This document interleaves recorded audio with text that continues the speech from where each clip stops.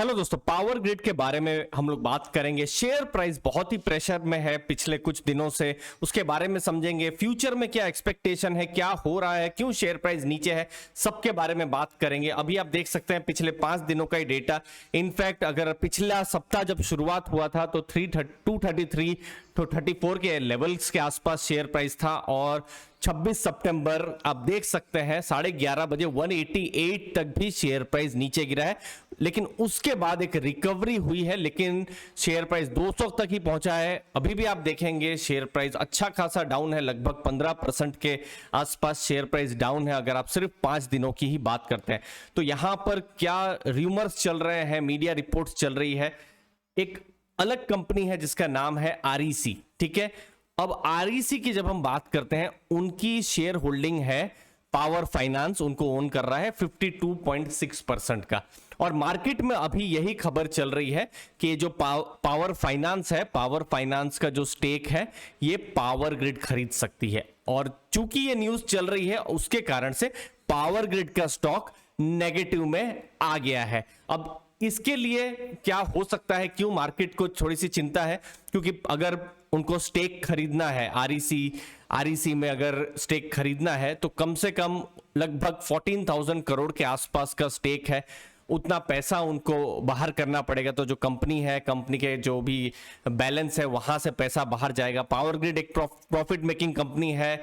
अगर हम पिछले कुछ सालों से देखें, ट्रांसमिशन की एक उनकी ग्रोथ स्टोरी है, इंटैक्ट ग्रोथ स्टोरी है। लेकिन अब पैसा अगर इनको एक्वायर करने में जाता है तो ये जो है पावर ग्रिड के लिए नेगेटिव हो सकता है। बाकी अलग अलग जो न्यूज रिपोर्ट्स आगे आ रही है, अगेन कंफर्मेशन कहीं नहीं है।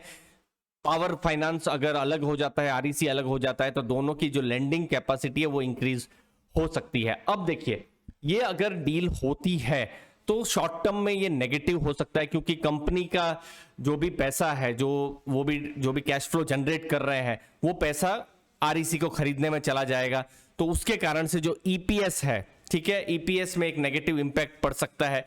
उसके अलावा आप देखेंगे जो डिविडेंड यील्ड है पावर ग्रिड की, अगर आप बात करते हैं, पावर ग्रिड एक अच्छा खासा डिविडेंड पिछले कुछ सालों से दे रही है। पिछला फाइनेंशियल ईयर उन्होंने 14 रुपीज 75 पैसा का डिविडेंड दिया है। अगर ये डील होती है तो जो डिविडेंड है वो भी कम हो सकता है, यील्ड जो है वो कम हो सकती है, क्योंकि जो कैश है, कैश आउटफ्लो यहां पर हो सकता है। तो ओवरऑल पावर ग्रिड के लिए बहुत अच्छी न्यूज यहां पर नहीं है।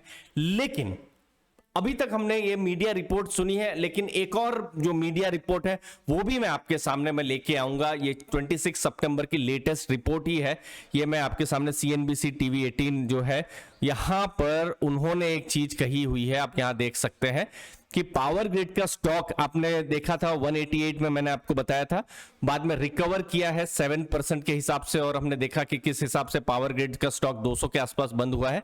तो फाइनेंस मिनिस्ट्री ने क्लैरिफाई किया है कि कोई भी ऐसा प्रपोजल नहीं है पावर ग्रिड की, जो भी REC का जो स्टेक है, REC में जो पावर फाइनेंस का जो स्टेक है वो पावर ग्रिड एक्वायर करेगा। अब उसके लिए पावर मिनिस्टर है या फिर पावर मिनिस्ट्री जो है वो कुछ क्लैरिफिकेशन देंगी, बट एटलीस्ट ऐसा न्यूज ये भी आ रहा है। अब स्टॉक तो बहुत पिट चुका है, जो कि बहुत ही अनफॉर्चुनेट है, लेकिन अब कुछ क्लैरिफिकेशन आई है। अगर हम देखें फाइनेंस मिनिस्ट्री की तरफ से ऐसा कोई भी प्रपोजल नहीं है। अगर ऐसा कोई भी प्रपोजल नहीं है तो स्टॉक के लिए एटलीस्ट कुछ पॉजिटिव यहां पर बन सकता है। बट अगेन बहुत अनसर्टेनिटी है, हमको किसी को नहीं पता है कि एक्चुअल में क्या न्यूज है। गवर्नमेंट की तरफ से कुछ ऑफिशियल नोटिफिकेशन आए तो ही कुछ क्लैरिटी यहां पर बन सकती है। बाकी अब बिजनेस की बात करते हैं। बहुत बिजनेस है उनके हाथ में, पावर ग्रिड के हाथ में 52,000 करोड़ के प्रोजेक्ट्स हैं, ऑनगोइंग 8,000 करोड़ के प्रोजेक्ट्स हैं,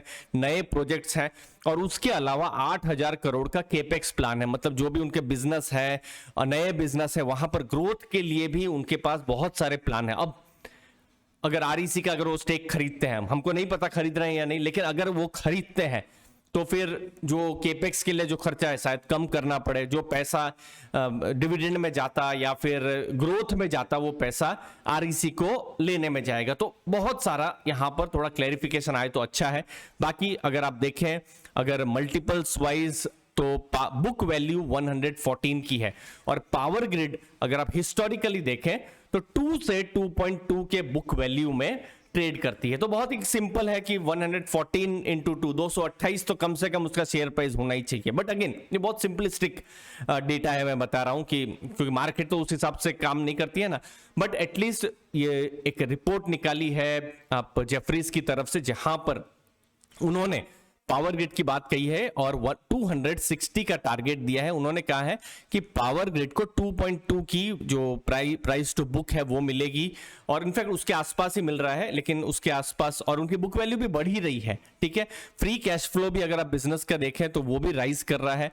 अगर आरईसी का स्टेक खरीदते हैं तो एडिशनल 21 रुपीज पर शेयर का उनके लिए भी एडवांटेज है, लेकिन मार्केट उसको वैल्यू नहीं करेगी। क्यों? क्योंकि जो भी बहुत बड़ा बैलेंस है पावर ग्रिड की जो बुक है उससे बाहर जाएगा, पैसा बाहर जाएगा, तो वो अभी मार्केट शॉर्ट टर्म में तो इसको पॉजिटिवली नहीं ही लेगी। उसके अलावा बिजनेस को लेकर तो पॉजिटिव है ही जेफरीज, क्योंकि 6,600 करोड़ का जो मोनेटाइजेशन का प्लान है, स्मार्ट मीटर्स 25 करोड़, 1.5 लाख करोड़ की अपॉर्चुनिटी है।